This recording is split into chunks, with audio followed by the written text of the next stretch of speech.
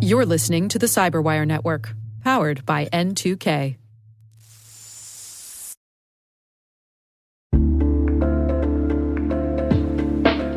And now, a word from our sponsor, SpyCloud, the cybercrime analytics leader.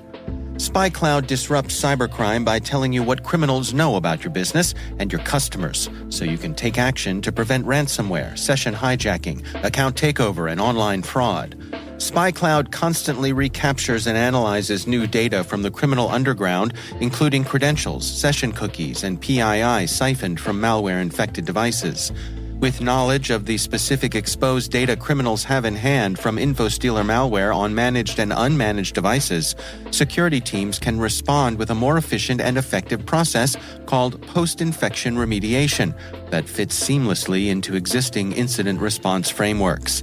Get SpyCloud's post-infection remediation guide outlining the 7 steps for preventing a malware infection from becoming a full-blown ransomware incident.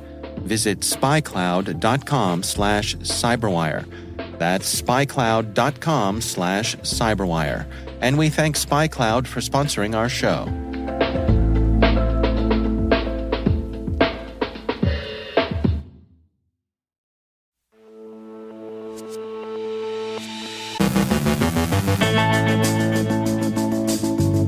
Reports of a critical vulnerability in ownCloud. Sites are serving a bogus McAfee virus alert. Japan's space agency reports a breach. Okta revises the impact of their own recent breach. Cryptomixer gets taken down in an international law enforcement operation. The sugar ghost rat prospects targets in Uzbekistan and South Korea. NATO's cyber exercises run against the background of Russia's hybrid war. On today's Threat Vector segment, David Moulton of Palo Alto Networks Unit 42 talks with guest John Huebner about the intricacies of managing threat intelligence feeds. And Russian DDoS'ers are looking for volunteers.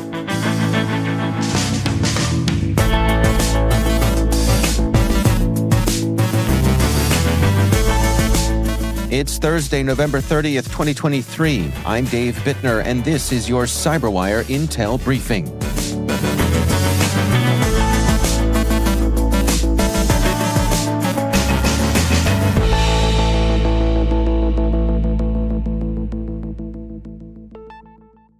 In today's top story, security researchers are closely monitoring a widespread exploitation of a severe vulnerability in ownCloud, an open-source file-sharing server application.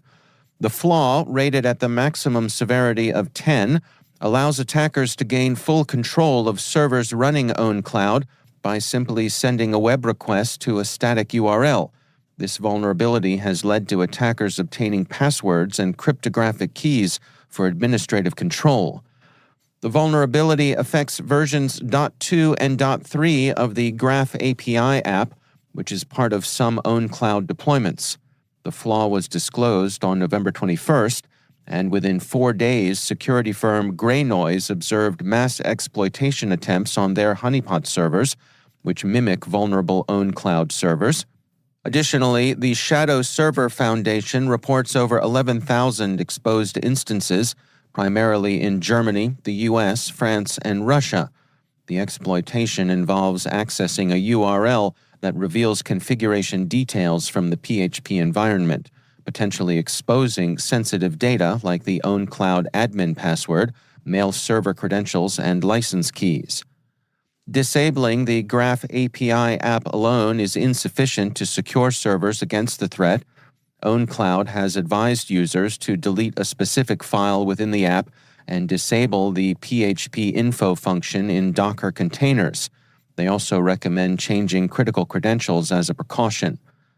Moreover, ownCloud has recently fixed 2 other high-severity vulnerabilities, an authentication bypass in the WebDAV API and a subdomain validation bypass flaw. While there are no reports of these vulnerabilities being actively exploited, users are urged to follow the mitigation steps provided by ownCloud. The exposure of this vulnerability in ownCloud and the recent security breaches in various file-sharing apps highlight the increasing risk and potential impact of such exploits on enterprise networks. Users and administrators of ownCloud are advised to take immediate steps to secure their systems in line with the guidance provided. Malwarebytes warns that the Scam Club threat actor resurfaced several weeks ago following a disruption of its operations by Confiant in September. The threat actor abused ad exchanges used by legitimate sites, including the Associated Press, ESPN, and CBS, in order to redirect users to a phony McAfee security alert. The researchers conclude Scam Club is resourceful and continues to have a deep impact on the ad ecosystem. SecureWorks reports a Vidar info stealer campaign that compromised a hotel's Booking.com credentials. An employee fell victim to a phishing attack, leading to Vidar's installation and unauthorized messages sent to guests from the hotel's Booking.com account. Soon after, guests reported unauthorized withdrawals from their accounts. The attackers exploited the lack of multi-factor authentication on the hotel's Booking.com account. SecureWorks suggests this incident is part of a larger fraud campaign targeting Booking.com customers and properties. In this scheme, customers received fake messages, seemingly from hotel owners via Booking.com, asking for payment details confirmation. These messages contained malicious URLs where victims entered information which the attackers then used for financial theft. Reports surfaced yesterday of a cyber attack targeting JAXA, Japan's space agency. For the details on this story, I'm joined by Maria Vermasis, host of the T-Minus podcast right here on the N2K network. Maria, what do we know about this incident?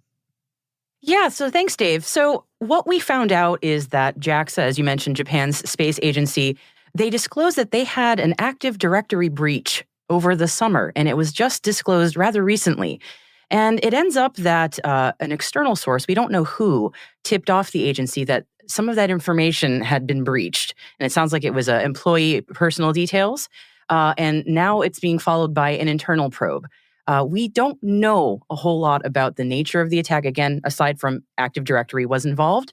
We don't know the motive. We don't know exactly what was breached, although, again, personal information from employees seems very likely given that it was Active Directory. And there's no attribution yet either. So things have been a little hush-hush because an attack of this nature is not great, understandably, but it is certainly alarming. So there's attention being paid. So reading between the lines here, we are assuming that this is more on the IT side of the house than the OT side? That's correct, yeah. So as much as when we talk about cybersecurity and aerospace, people might think, oh my gosh, satellites or rockets getting hacked. It's almost never stuff like that. It's usually the stuff that's on the ground, and it's often IT systems, and it's a tale as old as time in cybersecurity, right? So yes, this was Active Directory. It was not a rocket or anything that was actually going to space. For perspective here, when we think about Japan and their place on the global stage for space, where do they sit? Where are they in the pecking order? They're pretty high up, to be honest with you. They are a major collaborator with countries like the United States, with NASA, with Europe, with India. They do a lot, and they have a lot of major rockets of their own. They are involved in a lot of major missions and fantastic scientific and space firsts. So yeah, they're actually pretty big. So them being hacked, whether it was a drive-by, so to speak, or if it was on purpose, is not great news, and it is kind of scary. Yeah, not small potatoes by any means. Yeah. Maria Vermasis is host of the T-Minus Space News Daily podcast here on the N2K network. We will have a link to her team's coverage of this story in our show notes. Maria, thanks for joining us. Thanks so much, Dave.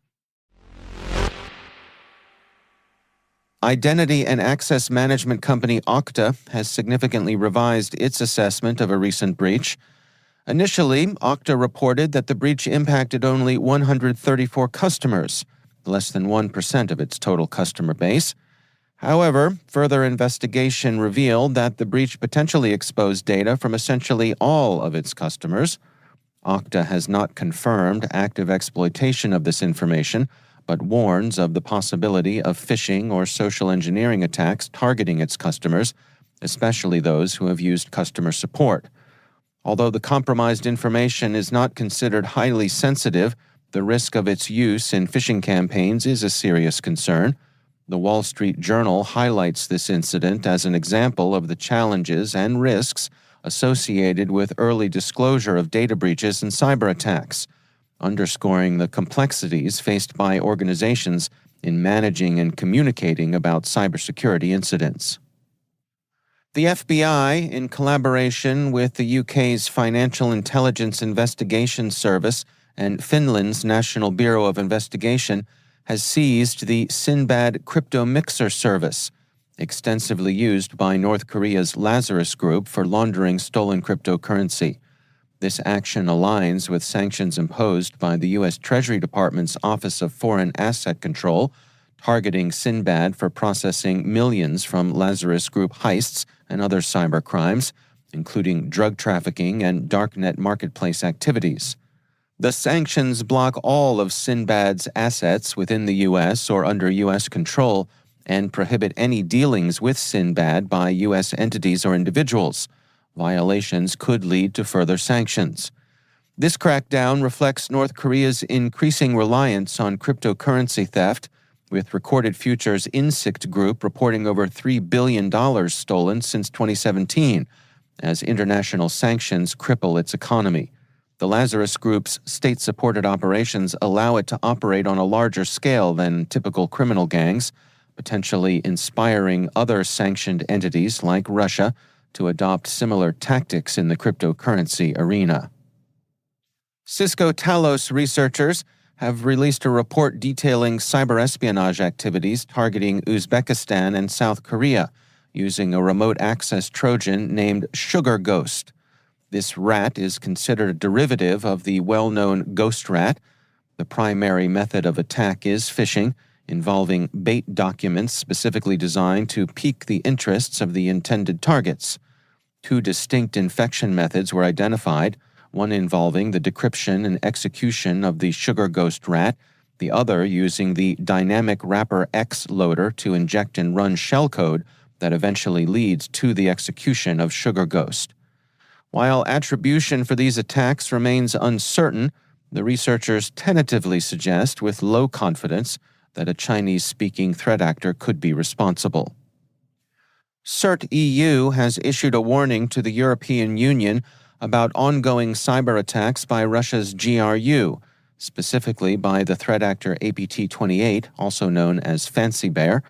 According to Politico, at least 7 EU governments are currently targeted by these campaigns, primarily through phishing tactics.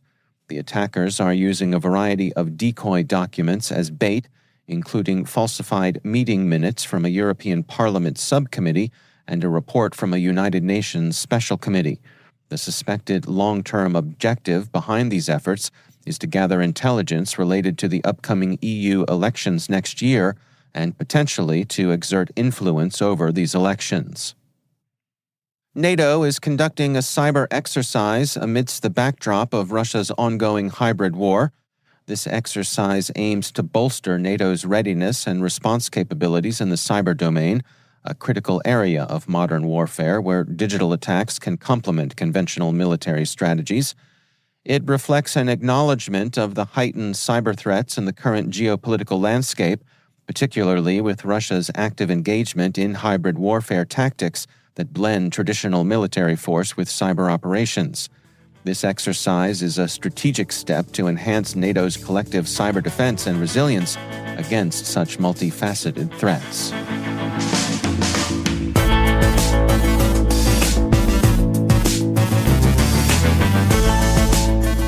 On today's Threat Vector segment, David Moulton of Palo Alto Networks Unit 42 speaks with guest John Huebner, also from Palo Alto Networks. They delve into the intricacies of managing threat intelligence feeds in cybersecurity.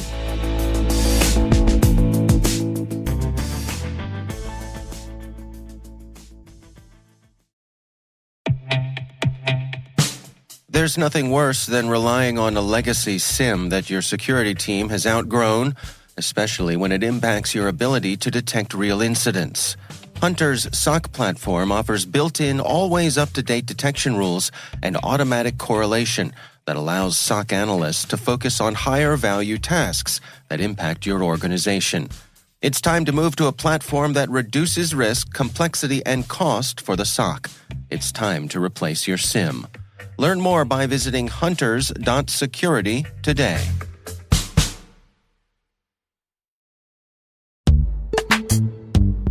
This episode is supported by Code Comments, an original podcast from Red Hat. Be honest, do you comment your code? When you're working on a project and you leave behind a small note in the code, a code comment, to help others learn what isn't clear in the code. Sometimes we leave comments for other people. Sometimes we leave comments for ourselves, a type of breadcrumbs. There's a lot of work required to bring a project from purchase to production, and the documentation doesn't always cover changing team dynamics. So the Code Comments podcast, which is hosted by Jamie Parker, he's a Red Hatter and an experienced engineer. In every episode, Jamie recounts the stories of experienced technologists from all across the industry who share what they've learned from implementing new technology. So if you're interested in real stories from real people going through real change, check out the Code Comments podcast. You can search for Code Comments in your podcast player. We'll also include a link in the show notes. My thanks to Code Comments for their support.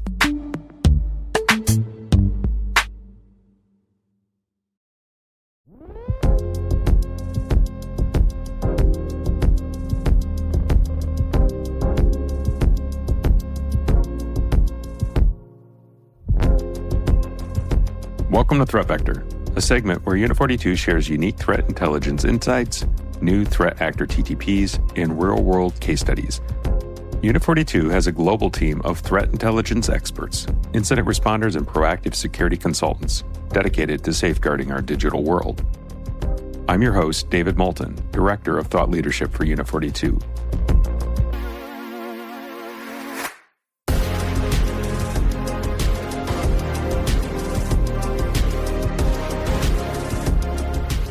In today's episode, I'm going to speak with John Huebner, an XSIAM consultant for our Cortex team, about finding the needle in the haystack when it comes to threat intelligence feeds.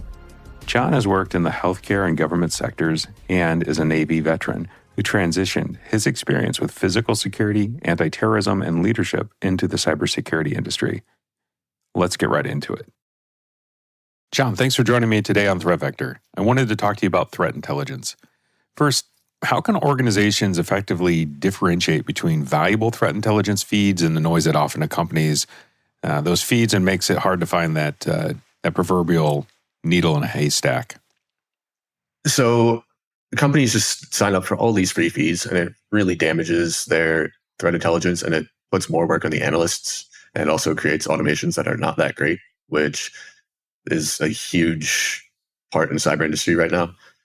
So finding that valuable intelligence feed is so important. Companies need to start looking at where they are, like what are they and what do they do? They need to take their risk assessments, which not that many people do. And then they need to take that risk assessment team and have them communicate with the threat analysts and tell them, hey, we have companies that are located in this country and these might be our current threats. And this is going to be something that's constantly changing. It's not just companies and national threats and hackers. You're also looking at what types of servers are going to be attacking you, where you're most vulnerable, and you need to assess the risk because there's always going to be risk. You can only mitigate risk, and you need to leverage the intelligence that you have from that. And there's going to be some feeds that focus more on some things than others. And some of these free feeds will also not be as good. You're going to get more false positives, but some free feeds may do better for some companies. So going back to the question, you really got to work with your risk assessment and figure out how you can leverage that and find the right intelligence. So talk about what strategies can be employed to clean up that signal to noise ratio in the intelligence feeds. So a lot of companies have all these free feeds coming in, and it's just mass and massive information. And usually when you're ingesting these feeds, you can put a reputation on how trustworthy that verdict will be. Companies need to start working with this, and there's a lot of threat sharing platforms out there now, like MISP. You have a lot of states doing it, an interstate MISP, where one state shares all of their information and IOCs with another state. But some of those aren't going to be valuable. So companies need to go back to those risk assessments that I was just mentioning and really prioritize where it is And sometimes you may just need to find one feed, one paid good feed, and go with that, and then start basically tuning it from there. Threat intelligence is not just ingesting all this data and saying, oh, here's this data, have fun, good luck. It's more of pulling the data in, tuning it, kind of just like a SIM or some of your other security products. So you need a very active threat intelligence team on there. And you really need to start from the beginning too with, hey, this is our plan. We want to do X, Y, Z, and do it from there. So that would really help clean up a lot of the mess that we're seeing right now. John, talk to me about the risks you've seen from neglecting expired feeds or not tuning intelligence feeds. So some of these companies are having these indicators ingested with no expiration. IPs change, domains change, all these IOCs are changing, and some of these domains can change in less than 24 hours. Some of these IPs are also changing in a couple days, probably, sometimes even hours as well. And if you don't ever expire these indicators, they could be on your whitelist, they could be on your blacklist. Either way, it could just not end well for you, because sometimes Microsoft will end up on that blacklist. And if you're running a cloud instance of O365, you're going to start running into trouble and blocking some things that you don't want to block. And even worse, if it's on that whitelist, it might be a very bad day, and you're leaving a wide open hole in your organization's security. So think about the context of threat intelligence. What are some of the best practices you see for identifying and prioritizing actionable feeds and indicators? You got to really hash out how you want to move forward, where you want to focus your intelligence, what you want your intelligence to be, and what your main use cases are going to be, along with having a very good threat intelligence team that tunes and treats it as their baby so they can give you a good product and also communicate well with the other parts of the organization.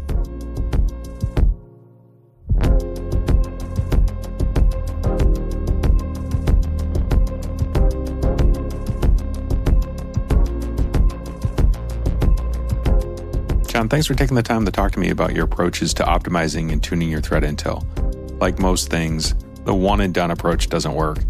It really sounds more like gardening, where you have to tend to the feeds with constant evaluation and make the effort to weed out any problems. Sometimes it sounds like it's best to just start fresh. If you're looking for well-curated threat intel and threat actor insights, you should check out the Unit 42 Threat Research Center. And remember, if you think that you're under attack, contact the experts at Unit 42 to help assess your risk and exposure. We'll be back on the CyberWire Daily in 2 weeks. Until then, stay secure, stay vigilant. Goodbye for now.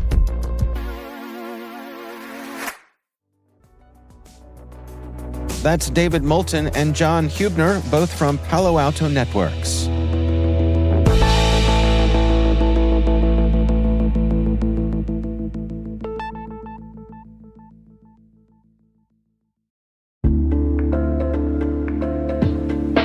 And now, a word from our sponsor. The Johns Hopkins University Information Security Institute is currently seeking qualified applicants for its innovative Master of Science in Security Informatics degree program. Study alongside world-class interdisciplinary experts and gain unparalleled educational, research, and professional experience in information security and assurance. Want to see for yourself? Student researchers will be presenting their capstone projects on December 13th and 15th from 10 a.m. to 2 p.m. on JHU's Homewood campus. For more information about their projects and the MSSI program, visit isi.jhu.edu.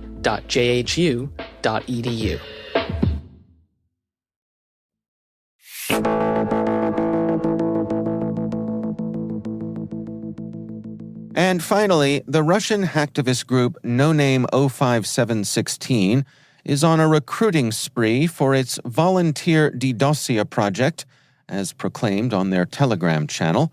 They're casting a net to enlist cyber warriors in what they describe as a cyber war initiated by the West against Russia. Australian Cybersecurity magazine reports that these digital soldiers will be compensated in cryptocurrency and can earn ranks and merit awards, mimicking a real military structure. The source of their funding remains murky, though criminal proceeds are a likely suspect. DDoSia, as the name hints, focuses on distributed denial-of-service attacks. The allure of ranks and accolades suggests no-name 05716 is targeting military enthusiasts and perhaps those whose ambitions outpaced their life achievements. It seems in the world of hacktivism, even keyboard warriors can dream of being decorated heroes.